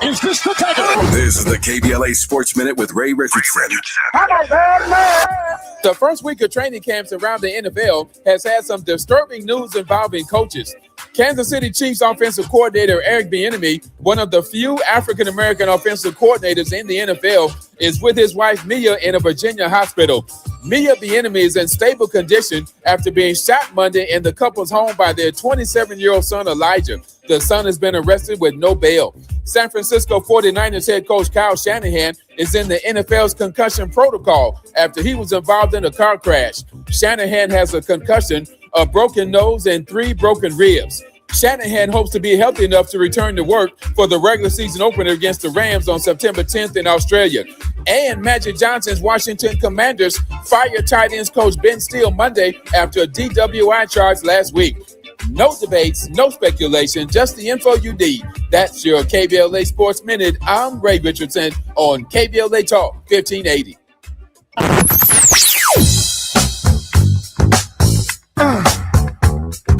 This is KBLA Talk 1580. Talk radio. That's music to your ears. We're unapologetically progressive. KBLA Talk 1580. We've got a lot to talk about. I'm Reverend Gerald, the life coach. Is someone you love struggling with addiction and mental illness? Is improving your family's health important? Want to leave a legacy that your family can grow? Are you ready to enhance your perception of life experiences? Then wake up weekends at 7 a.m. with Urban Family Focus and get the wisdom, opportunity, resources, and motivation to live your best life. Join the conversation on Urban Family Focus Saturday and Sunday at 7 a.m. Unapologetically progressive. KBLA Talk 1580. We've got your black. Don't be anxious or confused about AI. Take control of your career when you get the skills to tackle real business problems and design specialized solutions. HR Dive reported that entry-level talent with applied AI credentials can receive up to a 25% salary boost. But where do you find training that you can trust? Future-proof your career and deliver more value with Humans Lead the Way AI. Their hybrid learning courses use practical definitions, real-world examples, and strategic insights to help you and your team understand AI with confidence. No magic, no hacks, no shortcuts. Just practical knowledge that helps you use AI more successfully. Don't wait. AI can never replace people who know how to use it well. Register for courses today at humansleadtheway.com. That's humansleadtheway.com. You have something to say, and we want to hear it. KBLA Talk 1580 is engagement radio, not outrage radio. A place where your hopes, your frustrations, and your ideas are welcome 24 hours a day, 7 days a week. Real talk, real people, real Los Angeles. KBLA Talk 1580, the station that sounds like the city looks. Tune in on your AM radio dial at 1580. Download our free KBLA 1580 app or listen live on our website at KBLA1580.com. Unapologetically progressive. You're listening to Jesse Jackson Jr. on KBLA Talk 1580. The Jesse Jackson Jr. Show. The The Jesse Jackson Jr. Show. The Jesse Jackson Jr. Show. The Jesse Jackson Jr. Show. King Wally, drop the beat. Come on and talk with me. Come on and listen to me. Come on and talk with me. Come on and listen to me. KBLA Talk 1580. I'm Jesse Jackson Jr. Welcome forward to the Jesse Jackson Jr. Show on KBLA Talk 1580. Destination Crenshaw is behind schedule, years behind schedule. Residents, businesses, churches, artists, and other stakeholders have questions, and they deserve real answers, not just promises. Empty promises poured concrete. If they did, this project would have been open years ago. This week, join us at a community town hall to talk about the delays, the timeline, and what happens next for the Crenshaw Corridor. This public hearing is your chance to get on the record and speak directly to the people making these indecisions at City Hall. Join us this Thursday, July 30th at 6:30 p.m. at Bethesda Temple Church, 4909 Crenshaw Boulevard. That's 4909 Crenshaw Boulevard. This Thursday at 6:30 p.m. Dr. Nee Cordelai-Corte will be instrumentally involved in the program, and so will most of the questions, and I think a speech may be even delivered by none other than Tavis Smiley as the community engages what's taking so long to pour a little concrete in our neighborhood. I know something about that on the south side of Chicago and in the south suburbs. All we're asking is that we pour a little concrete, make our neighborhoods look like everybody else's neighborhoods. Our very special guest is none other than Barbara Arnwine on KBLA Talk 1580. She is the president of the Transformative Justice Coalition. I'm so honored that she's here. Barbara, there's so much going on, and I know that we've been spending a considerable amount of time on Brother Wells. This story, yes, we're going to keep our feet on the fire on that. But Barbara, you bring the street heat. You share with us what's going on in the country. We've got two final segments. Take us there. Well, there's a couple things, folks. What do you think the president's approval rating is? 72. We think it's -2. Is it -2? That's about what it should be, but he is down. His disapproval rating, people, is 60%. Wow. 60. Wow. 60. New poll. Has there ever been a president at 60%, Barbara? Disapproval? Nope. Can't think of one. 60%. The only people supporting him is this little 35% supporters. And 4% said they ain't even sure. And I'm like, poor people. Because they have no idea what's going on.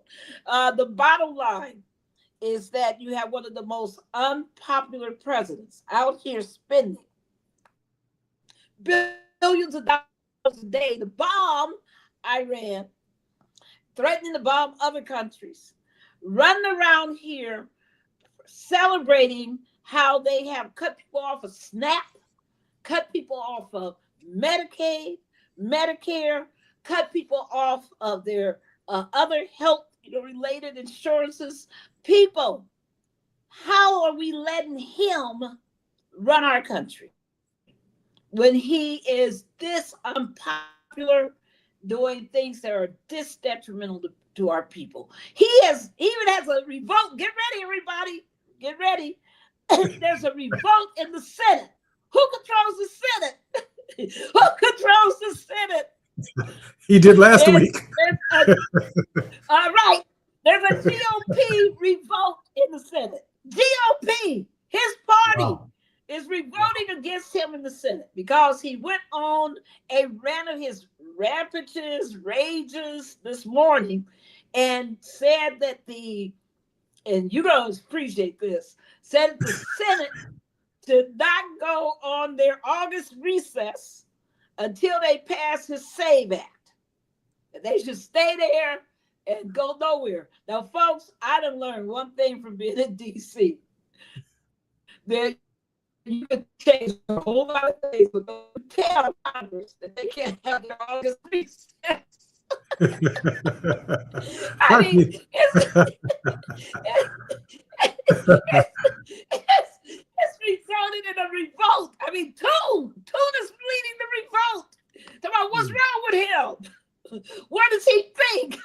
Where did he get this idea that he, quote, oversold the nation on the idea that they can pass the SAVE Act when they can't? And that he has, he's mad. So are, quote, other senior senators. So they're in revolt right now in the GOP against Trump in the Senate. Barbara, share with our listeners. Barbara, share with our listeners the SAVE Act, what it does, because we have a lot of new listeners today. What it does and how detrimental it is to democracy. Folks, it's evil. It's wicked. What it attempts to do is to change the laws for how you register to vote. It says that you can only register if you present your governmental, your passport or your birth certificate. Number one. Number two.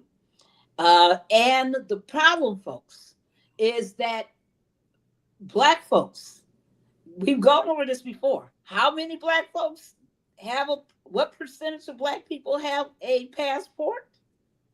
Try 34%. 60-something% of us have nothing that even looks like a passport. And the idea that you get a passport means you have to buy one or pay for one. And that's the equivalent of a poll tax. It's not like you're going somewhere. You're not going to the Bahamas or to Jamaica. You're getting a birth certificate to vote, which is a poll tax. And only 53% of all Americans, period, have a passport. In the South, 60% of all Southerners do not have a passport. This law could block millions of people, birth certificates. I won't, okay, everybody, we're talking right now. How many of you can go and just put your hands straight on a birth certificate? How many of your people, your family, your friends can put their hands on their birth certificates right now if they had to do it in the next 10 minutes? How many? The reality is that to get your birth certificate, you have to appeal, you have to, file papers, and you got to pay. You got to have the internet connection, know how to go online, make the request, and pay the fee. It can be $41. It could be $141. So it's meant to deny millions of people the ability to register. Now, remember, our biggest problem isn't that people are out here trying to register willy-nilly. They don't, our fight is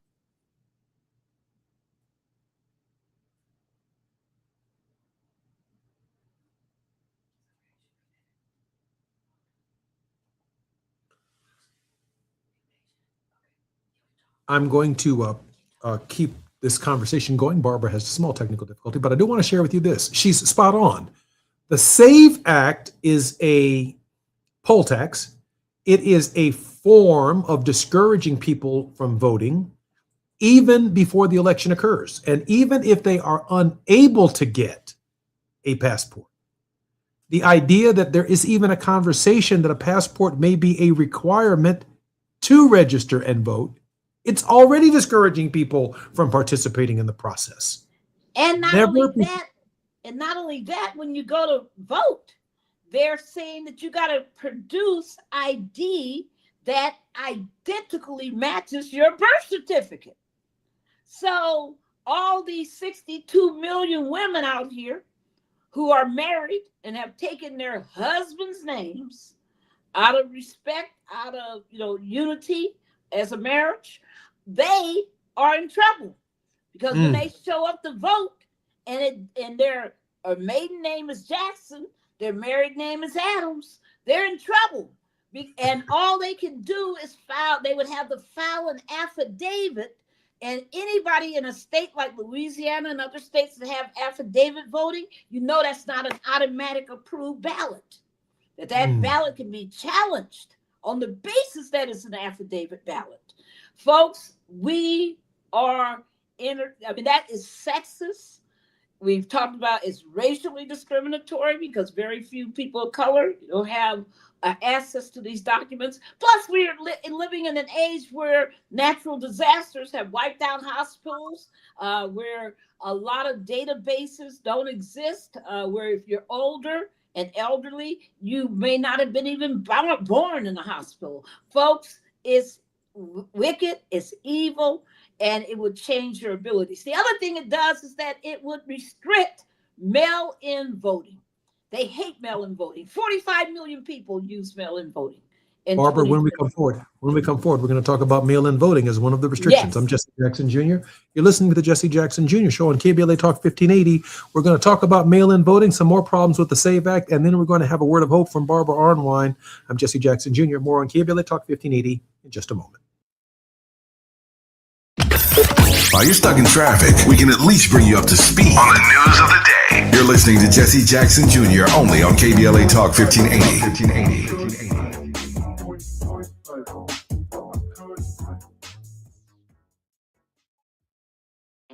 Are you feeling the heat? LADWP can help you stay cool this summer and save money. Through the Cool LA program, eligible customers can receive instant rebates of up to $275 on new portable, window, and wall air conditioners. Shop the Cool LA Marketplace today and beat the heat and save. Learn more and apply at ladwp.com/cool-LA. That's ladwp.com/cool-LA.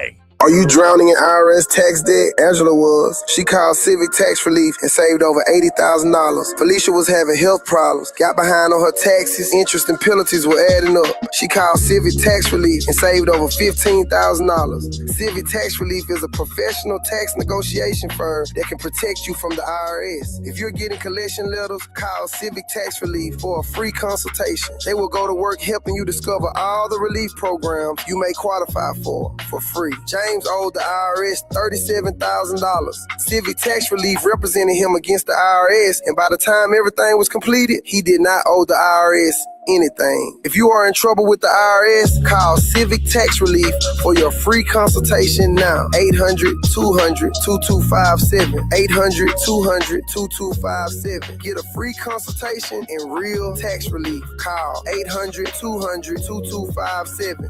800-200-2257. In a world full of noise, one station keeps it real. KBLA Talk 1580, where the conversation goes deeper, the voices sound like yours, and the issues that matter most to our community take center stage. Progressive, powerful, unapologetically us.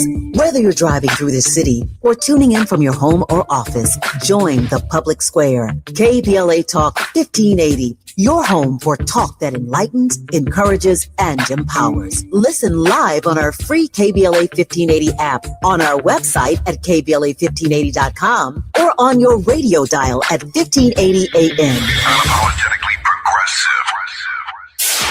KBLA Talk 1580. We've got a lot to talk about.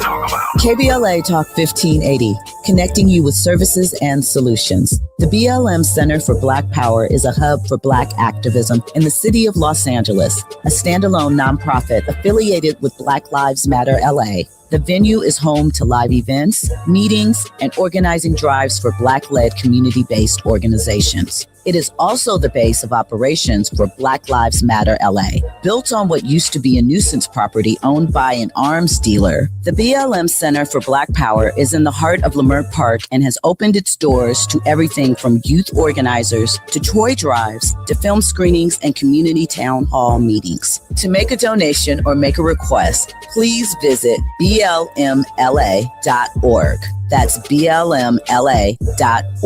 This is a community call to action from KBLA Talk 1580. You deserve a treat, a $10 bill credit treat. If you get an LADWP paper bill but go online to pay it, stop! Break up with your mailbox. It's time to go paperless. With paperless billing, bill reminders come straight to your inbox. You can access 7 years of past bills in your online account, and you don't have to deal with paper clutter piling up. It's a win for you, your time, and the environment. $10 bill credit for new LADWP paperless billing signups. LADWP.com/paperless. Now back to more of Jesse Jackson Jr. on KBLA Talk 1580. The Jesse Jackson Jr. Show. The Jesse Jackson Jr. Show. The Jesse Jackson Jr. Show. The Jesse Jackson Jr. Show. King Quality drop the beat. Come on and talk with me. Come on and listen to me. Come on and talk with me. Come on and listen to me. KBLA Talk 1580. Download the app. I'm Jesse Jackson Jr. Welcome forward to the Jesse Jackson Jr. Show on KBLA Talk 1580. The president of the Transformative Justice Coalition is joining us once again on Tenacious Tuesday. Barbara, how can we support your work? Let's start there, and then we'll come back to the SAVE Act. Barbara, can you hear me? Okay, we can support Barbara. Yes, I sure can. I know we're going to go to tjcoalition.com. How can we support your work, Barbara? Yes, you can go to TJ Coalition and make a contribution. And I'm asking people, please, if you have $15, make that contribution today. We want to train 25 young people to be voting rights advocates. We've already trained 700, but we want to put a new class out there because the Gen Z are becoming, more and more a part of the electorate. In fact, in 2028, every single Gen Z born person is eligible to vote based on their age, at least. And so it's important for us to understand that they are one of the largest demographics for voting in the country.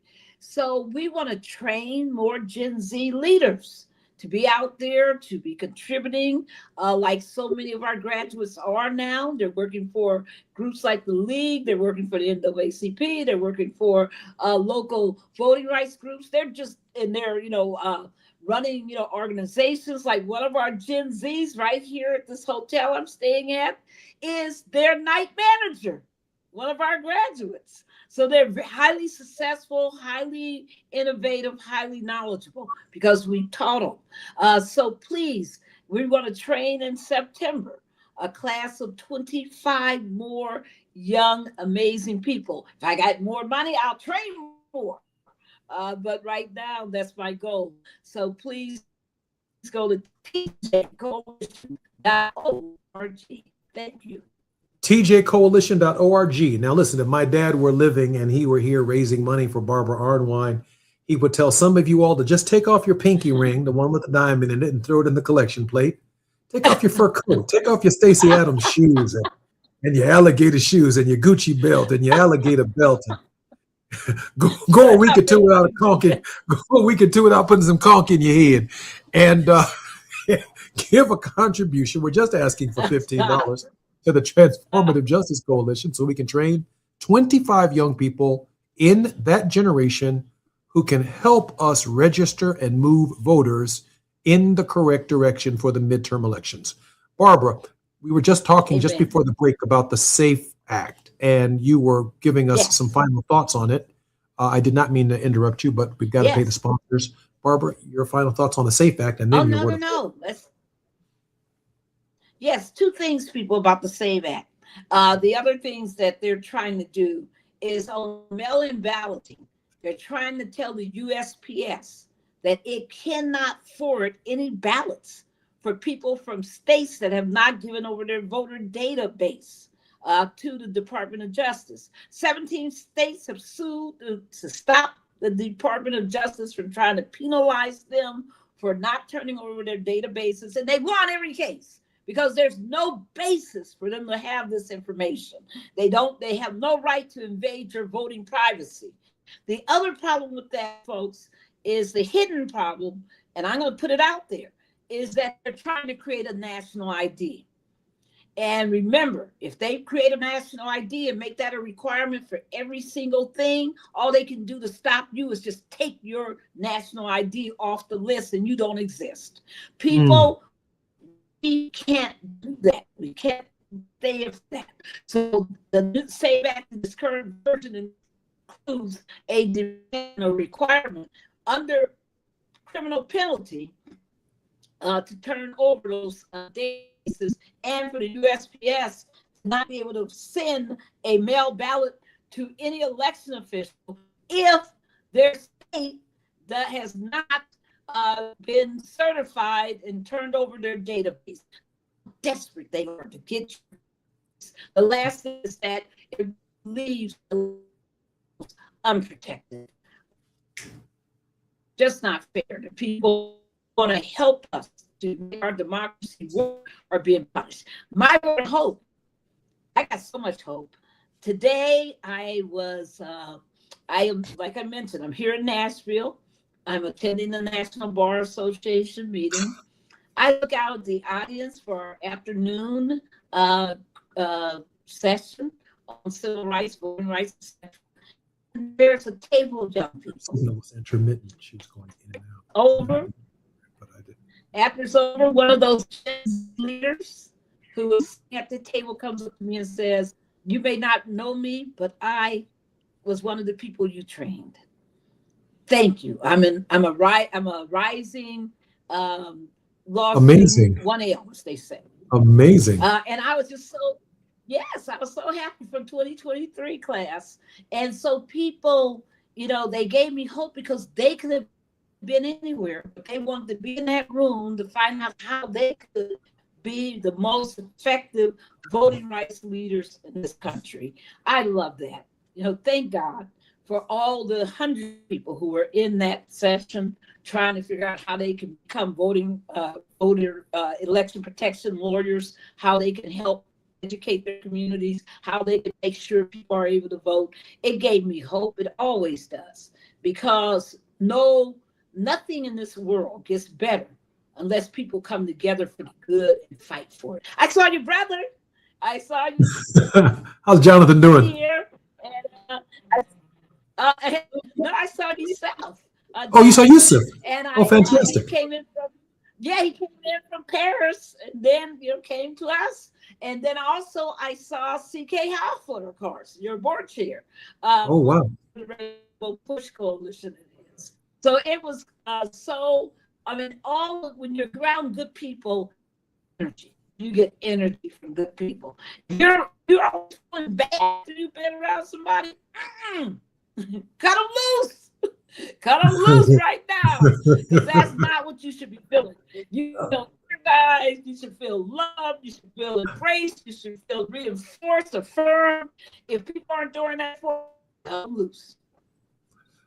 Let me just say this as we prepare to close. I'm Jesse Jackson Jr., but there are a couple of takeaways from our program today that matter. One, we need to support the TJ Coalition. The TJ Coalition, that is the Transformative Justice Coalition, tjcoalition.org. Let's leave a donation and a contribution for Barbara Arnwine and the great work she's doing on behalf of all of us. Also, the National Park Service. They're investigating. They've indicted an Olympian. I know, isn't that insane? Defacing the reflecting pool. It didn't happen. He has no interest. Which he didn't do. And then tearing it apart. He didn't do that. But on the other hand, the same National Park Service is not at present investigating a death investigation on Horn Island. That's a real priority problem. And U.S. Attorney Ms. Shapiro in Washington, D.C., who's chasing around people looking for paint jobs and who might be defacing the reflecting pool. How about a little help on Horn Island for the Nolan Wills family? They need justice at this hour. I'm Jesse Jackson Jr., listening to Jesse Jackson Jr. Show on KBLA Talk 1580. See you guys tomorrow. More when we come forward right here on KBLA. Thank you, Barbara. KBLA 1580 Santa Monica. I'm Amber Payton.